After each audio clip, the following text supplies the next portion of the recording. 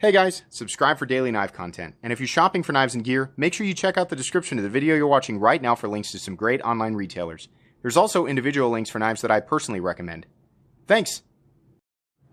What's going on YouTube? Metal Complex here, and today I've got another interesting knife review / knife overview to share with you guys. This is the legendary Reeve Mnandi. This particular version in Box Elder and Ladder Damascus. So if you don't know what this is, I have a full review for you. If you do know what this is, you've also probably heard that this knife is the ultimate gentleman's knife.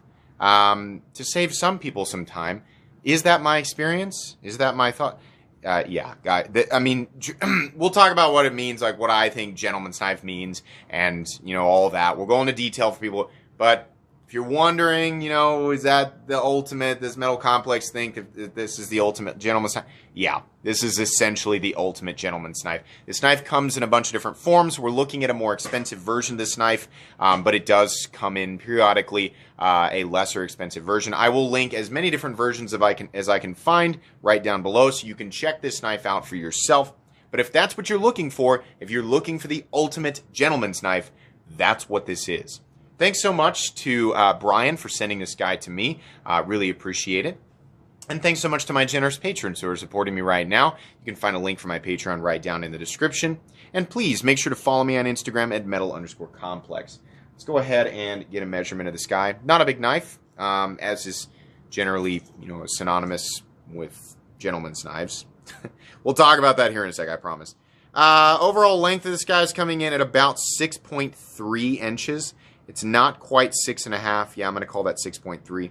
Blade length is coming in at 2.75, definitely under the 3-inch mark. And then your cutting edge is coming in at about 2.5 inches overall. Let's do some size comparisons up against the Ontario Rat Model 1 and the Rat number 2. You can see here, this is a tiny knife. It's definitely even smaller than the Ontario Rat 2. How about up against the Spyderco PM2 and Para 3? Definitely, again, smaller than both. Absolutely. PM2 absolutely dwarfing it, and same with the Para 3, though the actual cutting edge is very similar to the Para 3. Just wanting to point that out there. We have a very similar overall cutting edge versus the Para 3. Last but not least, the Benchmade Griptilian, or in this case, the Ritter Hogue, and the Mini Griptilian. You know, just so you guys know, once again, similar cutting edge to the Mini Griptilian. Isn't it weird that the Mini Griptilian and the Spyderco Para 3 have extremely similar cutting edges? In fact, the Mini Griptilian has a little bit more cutting edge than the Para 3, so there you go. There's always people who are like, tiny knives are useless. How am I supposed to dig up my old fence and repair it with such a tiny knife? Not everybody's doing exactly that with a knife. There is a place for a tiny knife, right? And even though it doesn't meet the standards for your own personal masculinity, Bill, it still has a place and a purpose in today's modern knife world. So calm yourself. Anyways, let's go ahead. Welcome to the Metal Complex YouTube channel, where sometimes I do that randomly in the middle of a review. Excuse me. Let's go ahead and do carry profile. So, thickness up against a Spyderco Para 3. You can see here that this is not a thick knife. Sorry, trying to keep it in focus there. Not a thick knife. Not at all. Length and height up against the PM2 and Para 3. I'm going to try and squeeze them both on camera here. We are zoomed way up today, about as close as I can get. This is not a cumbersome profile. It's not a profile that's going to be an issue no matter what type of pants you're wearing, as long as you're wearing pants. It's always a good idea to wear pants, especially if you're in public. If you're not in public, then whatever. Don't wear pants, right? Do what you want. But if you are in public, wear pants. Blade stock thickness. This is the reason for the tape on the calipers. Yeah, not a thick blade. Not at all. Can we see that? There we go. I definitely need some new batteries for that thing. Sorry. Not a thick blade stock. We have titanium for the... I mean, it's still... Like, a lot of people might call this a liner lock, but it's still more of a frame lock with overlays, right? So titanium frame lock with the Box Elder overlays, right? This isn't going to equate to a heavy object. Let's go ahead and weigh it here. Weight on the Chris Reeve Mnandi, coming in at 1.52 ounces, right? So weight snobs, there's not much you can say about this knife, right? And for everybody else, I mean, it is what it is. It's a small knife. It doesn't weigh very much. It's going to be easy to carry. It's going to be probably more at home in an office setting or cocktail party, wedding, right? I mean, all of the places that people bring up when you're talking about a gentleman's knife, which is a BS term, but we are going to apply it here today, and we're going to talk about it. All right, hardware check on this guy. Here's the nice thing, guys. Let's talk about the box real quick. It does come with a Chris Reeve cleaning cloth, which is, wow, throwing the color of my camera off big time. We're zoomed way up here, so the box is pretty nice. It comes with a whole bunch of stuff, including the little folder that contains the birth card for your item, which is pretty cool. Box Elder Bruhl, and then the Devon Thomas stainless ladder Damascus, which is also nice that it shows that there. The other option is CPM S35 yen. I've heard rumors that they're going to start doing these in S45 yen. Comes with a little leather carry pouch, which is awesome. If I was going to carry a knife like this, I would probably just use the pocket clip, but it does come with a little leather slip, so that's nice. It also comes with a tool for disassembly. So it's a little hex thing. That's the case, if you don't know, that's the case with Chris Reeve knives. They encourage disassembly and regular maintenance, and they provide the tools and everything you could possibly need to take it apart. So that's excellent. It also, just to point out, it has extremely minimal hardware. The pivot and this screw back here, that's it. If you want to take it apart, go ahead. They always go back together the exact same way. I have experience taking apart Chris Reeve knives in the past, knives that I've owned, and they're very, very easy to take apart, and they come back together beautifully, so that's nice. This knife is running on washers. Can we see? I don't know. Oh gosh, sorry. That was really bright from the Terrain 365 review. I was demonstrating how the thumb studs glow. Yeah, we have some phosphor bronze in there. Those are the ones, the big sort of oddball Chris Reeve washers that have the big pockets that, you know, hold the grease, and that's how that's how it achieves the consistent hydraulic action that is, you know, very much present with this knife, right? This is not a fidgety, flicky, you know, that's not the type of knife that this is. You can open it with one hand. I'm going to turn the exposure up just a little bit. I think we're a little bit dark. Yeah, you can absolutely open this with one hand if you want to by sort of pinch opening it like that. But this is a gentleman's knife. This is a gentleman's knife. It must be opened as a gentleman would open his knife, such as is being displayed. Here's the thing. Time for a rant. Gentleman's knife, that is bullcrap, right? What does that mean? Who's a gentleman? Well, generally, who I think that appeals to are people who just want everything to be craft, this, craft that, right? That your whole identity is basically your appearance and how you present yourself to the world, right? You appear as if the way that you go about living is more profound, that at any given moment that what you're thinking is more profound because what you're wearing is different but tasteful. And what does tasteful mean? How is that applied, right? Basically, my opinion of that is that is complete and total nonsense, and if that's how you live your life, I pity you. But generally speaking, though, there are occasions in our lives where you might go to, say, a formal event, right? A wedding. You might go, maybe if you're going to church, or maybe business day to day for you is, you present yourself in a serious way, right? And so along with that comes, obviously you don't want to be carrying around a Medford Praetorian. Maybe some people do, but if it were me and my day to day, I was suit and tie at work, right? I wouldn't have a Medford Praetorian tie in my pocket, right? That's not something that I want to, let's say I'm presenting to the board, right? That's not a knife where if I needed to cut open a letter or something in front of the board at work, I probably wouldn't want to pull out a Medford Praetorian tie. Why am I offering such an extreme example? Because anything that's in between might fire up additional arguments that I don't want to read. Nobody wants to read, right? Your opinion on exactly what it means. And, in this situation, nobody's reading that. Nobody wants to. That's an extreme scenario, right? That's not what I want. Now, something like this that is small, generally speaking, is not intimidating and has kind of a luxury air about it, right? For whatever reason, just seems to be more appropriate in those settings. Unfortunately, we don't have any better term to apply to this type of item than gentleman's knife. The picture that is conjured up in everybody's head is the guy who's wearing brown suspenders and has a curly mustache, right? And is probably about to come up and talk to you about how your beer, right, that you're consuming is for the simple folk, and about how his craft beer with, rich, robust flavors and was brewed in this manner from this, right? Oh, talk about a type of person I don't want to have a conversation with. No, thank you. There are certain things, right, in my life that are more about convenience, like my clothes. Jeans need to basically fit, and my shirt needs to basically fit and be not a bright color, because I'm just going to wear them and go do whatever it is that I'm going to do, right? My pocket knife basically just needs to be, while I do appreciate different enthusiast elements of knives, it just needs to be there so that it can cut and bring me happiness, right?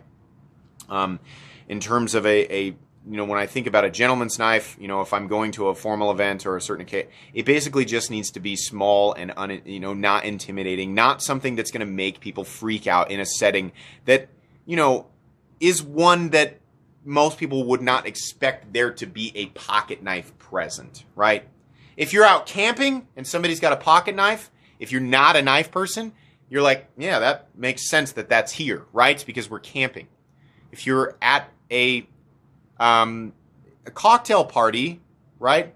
The main topic of discussion or the main idea for the event is probably not pocket knives. Probably not. Unless it's a cocktail party hosted by Chris Reeve, right? Then okay. But that's, so the idea is to not have something that's so, there we go. So, yeah, gentleman's knife is a BS term. It's a marketing term. It's designed to draw people in who are like, oh, my life is gentlemanly. I must accessorize appropriately for all of the fancy occasions in my gentleman's life. As I pull up my suspenders and, ready my curly mustache with my fancy beard oils, and I have my ale ready to discuss endlessly with people who don't care. Right, so there you go. Sorry, I'm sure I just made a whole bunch of people mad. But it might sound like I don't like this. No, actually, the knife itself I really do like. I've just been ranting on and on and on, because that's what I like to do on this channel, I guess. Let's talk about fit and finish with this. I just literally just disappeared. I was like, oh yeah, I'm doing a knife review, right? Here's the thing, guys. It's not that there's anything wrong. Like, if that's your life, that's fine. You don't have to listen to me, right? I'm mainly just joking and trying to make you guys laugh. I'm not actually trying to put anybody down. But, and also, for whatever reason, I guess I'm throwing people from the United Kingdom under the bus, as if everybody who acts like that has that accent. No, that's not what I meant at all. It's just the voice that I chose. Anyways, fit and finish on this guy is obviously excellent. We are looking at a Chris Reeve knife, and if you're not familiar with Chris Reeve knives, they kind of are in a lot of ways, they are the bar when we talk about knives in this territory and we talk about fit and finish, what to expect when you're spending this type of money on a knife. The name Chris Reeve is synonymous with quality and fit and finish. Their knives generally are perfect and never short of perfect. Periodically, you have some anomalies, but that's the same with any company, any production line of any item that has ever existed, right? Excuse me. The Box Elder Bruhl overlays look fantastic. The lines around the hardware look perfect and consistent. You can see there are no like big ugly gaps or anything like that because these are laid into the titanium. Titanium surface has a nice light polish to it, and then the edges back here are bead blasted, which is typical of Chris Reeve knives. I like the Reeve logo on the pivot there. And this side is just for adjustment. The pocket clip looks absolutely beautiful. I love that pocket clip. Oh my God, that looks so good. And the Reeve logo on the clip. Most of the time I'm like, keep your logo off the clip. Keep your logo off the blade. Keep it off of blah, blah, blah. Where they place it, it's classy, right? What does that mean? What does classy mean? It means whatever you want it to be. There is no universal term for classy. In this case, the pivot looks classy. That's as much definition as I can give to that, right? It's beautiful. There is some jimping back here on the spine of the blade. Ergonomics on this knife, you technically can get a full 4-finger grip, but you're forcing it. I mean, I'd be forcing it. This is a smaller knife that's designed to basically just be a simple cutting tool and a companion in a situation where you're probably not likely to be using your knife all the time. It's there if you need it, and that's all it needs to be. People always make the argument, well, a $20 knife will do what that knife can do. Why would I? Because there are enthusiast elements here that appeal to people that are a part of a market that very much exists for stuff like this. It is this knife, the fact that it exists, the fact that it is expensive is going to frustrate some people. Why? When other tools can do the same thing for, $20. Well, it's because there are lots of people out there who do appreciate these types of elements, right? So many people that the market is ferociously strong. It's not an obscure fringe part of, no, it is incredibly strong to the point where these knives are famous, very popular. There is a constant market, a constant population of people who beat down doors for stuff like this because it is important to them. So if it frustrates you, I'm sorry, but that's the way that it is. That's the way it's been for a very long time. Chris Reeve is the father of the modern integral frame lock, or as it originally was called, the Reeve integral lock. So every frame lock in existence and its existence in its entirety, we have Chris Reeve to thank for that. So these are his actual knives.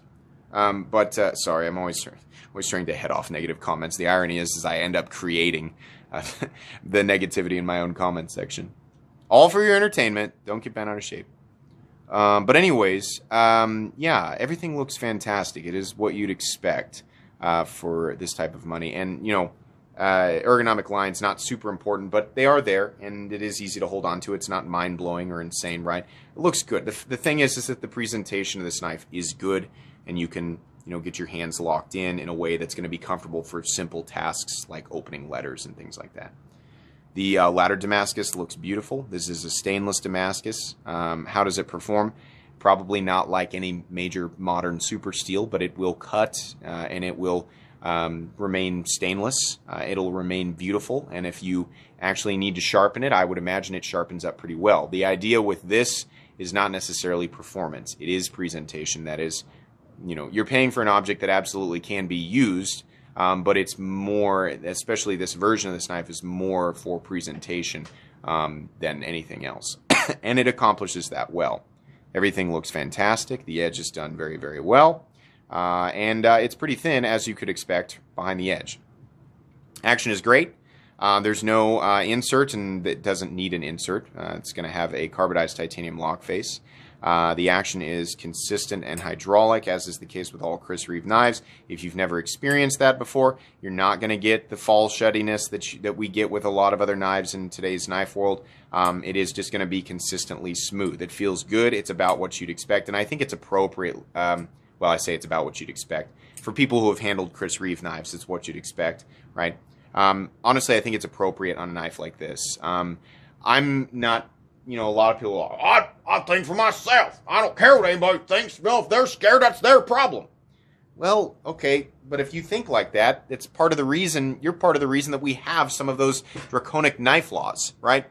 That's part of the reason why we have some frustrating knife laws, right?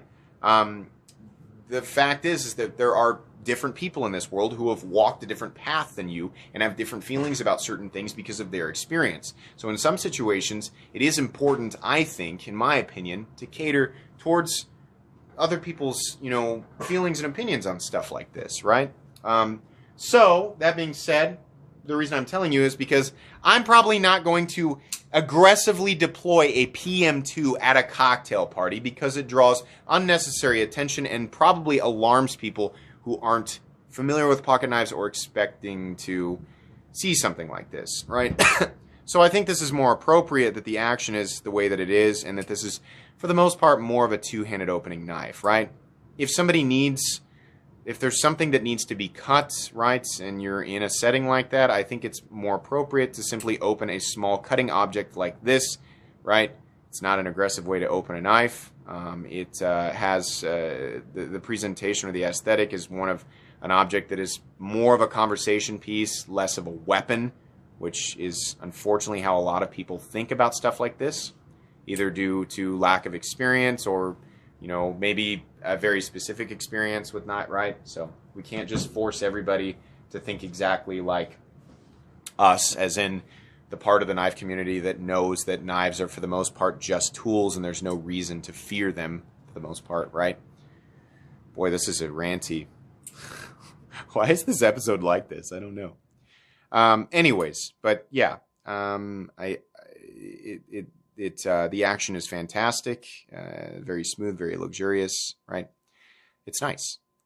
Centering is spot on.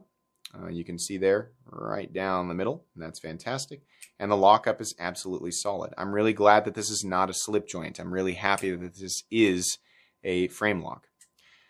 So these are made in the United States, and in this case, we have materials that are expensive: ladder Damascus, box elder, inlays, and we have titanium. And then the way that it is machined, again, right, you can't reduce the cost of the item to, there's always going to be somebody in the comment section going, how could that possibly cost that much? It's just a little teeny tiny thing, right? Small things are always inexpensive and big things are always expensive, right? That's how the world works. No, the cost of any item is not directly associated with the size of it. It's kind of, when I think about that, it's kind of silly, right? I mean, like, obviously, a gigantic brick of, like a single brick of gold is going to be worth less than an entire house made of gold, right? I think that's where people get confused. But big knives don't always cost more than small knives, right? Or vice versa. I think a lot of times maybe people come to that conclusion because they feel like they can do more with a large knife. Therefore, it should, universally cost more than a small knife. No, that's not how that works. As is the case with everything in the knife world and everything in the world, the more time and energy that goes into something, the more processes there are combined with the type of materials that are used. And then, of course, the country of manufacturing, the origin country of manufacturing, which in this case is the United States, ultimately dictates how much it costs. So what does it cost? This knife, this particular knife comes in at about $650 for the box elder and ladder Damascus. The standard version of this knife, which is usually carbon fiber and S35VN, comes in at about $400. But I've heard that the S35VN versions of these knives are discontinued and that they will be using S45VN moving forward. So, do I think these knives are worth what they're asking? I absolutely do. 100%. Can you get a knife that is just as capable and costs a fraction of the price? Well, sure, you certainly can. And if that's all the more, that's all that you want out of your knife is just an item that cuts and does exactly what it is designed to do, then you can do that. You can do that, and this knife and its existence and the whole market behind it won't bother you at all because you've already got the thing that you need and it's working just fine for you, right? What I'm saying is that the protests that I always see with stuff like this are completely and totally meaningless. If you don't want it, then don't buy it. But for people who do appreciate these types of elements and look for stuff like this, and are looking for something gentlemanly to, accompany them to, some of the types of events that I was describing earlier in the review, this thing is made incredibly well. It's beautiful. and it will serve as an excellent companion. It is a much more appropriate type of object as well in those settings, and I appreciate that stuff like this exists. It's beautiful and excellent, and again, made in the United States. That's something that's very important to me. I will absolutely pay more money for something that is made in the United States. Absolutely, I will. Even knowing that I can get the exact same type of thing done with a less expensive knife, right? I will continue to do that. This is made in a way, that is right in line with what I expect from, a $400 knife, or in this case, the $650 knife. It has the materials and the look and the fit and finish. It has all of that. If you've been wondering about these, wanting to add one of these to your collection, you're wondering, is it really worth them? In my opinion, yes. This is absolutely going to go on my most recommended knives playlist. I don't know that I really have any nitpicks. This is one of those knives that it's just so... The Chris Reeve Mnandi is made so perfectly in terms of what the designer was trying to accomplish, what Chris Reeve was trying to accomplish with this. It just absolutely nails it. It's very obviously, made specifically for certain circumstances as a simple EDC companion that is not intimidating, generally speaking, and that, is straightforward, convenient, has excellent fit and finish, excellent tolerances, that is easy to disassemble, right? Easy to maintain. Functionally, in terms of, again, what it was designed to be, I think they could not have been more bullseye with this thing. I really, really like this knife. I think this is excellent. Anyways, I think that's going to be pretty much it today, guys. Oh, what a weird review. Seriously, I hope that I didn't offend anybody. When I do the voices, when I joke around, it is just a joke, right? I like to poke fun at stuff that I think is overblown, certain parts of my audience that I think maybe take themselves a little bit too seriously, right? Or apply unnecessary amounts of fire to a concept that is much simpler, or it is that basically won't bother those people. Just, the fact that it exists, like the fact that this knife exists and people get upset that it exists, right? Or that expensive knives in general exist. It's like, you can just not buy them and go about your day, right? So I like to poke fun at people like that, because that's what I like to see, or that's not what I like to see, that's what I do see in my own comment section. But as far as this knife goes, extremely recommendable. Hope you guys enjoyed this video. If you did, please leave a like. If you'd like to check out my other content, I do, of course, have lots of videos of knives that are either expensive or inexpensive that I do or don't like, so check those out. And if you enjoy all my content, go ahead and click on that Metal Complex logo right there, whoops, and subscribe, because there's definitely more coming. Thanks again for watching, everybody, and have a great day.